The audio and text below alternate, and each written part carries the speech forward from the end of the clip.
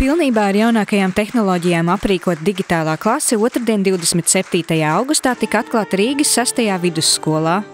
Tajā ir 20 planšetdatoru un interaktīvā tāfele ar skārienjūtīgu ekrānu, lai visi varētu mācīties vienotā tīklā. Šī ir iespēja ikvienam skolēnam iegūt pamatzināšanas moderno tehnoloģiju izmantošanā.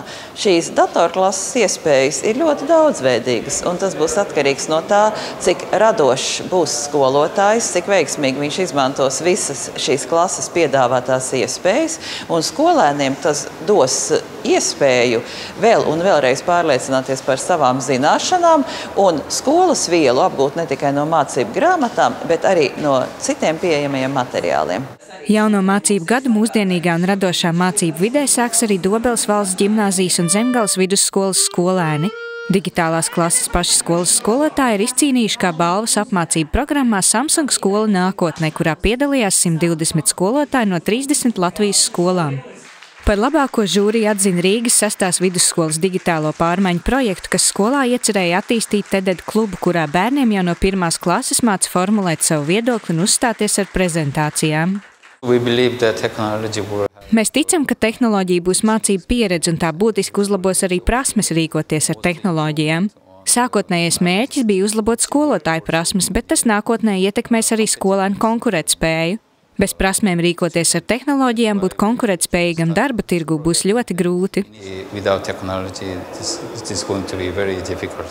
Jaunās tehnoloģijas sniedz iespēju skolotājiem izmantot digitālās mācību aplikācijas, kas būtiski vienkāršojuši skolotāju un skolēnu sadarbību.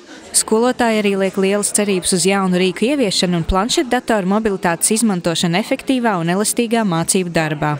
Mums ir pieejams jauns Google pakalpojums, Google Classroom.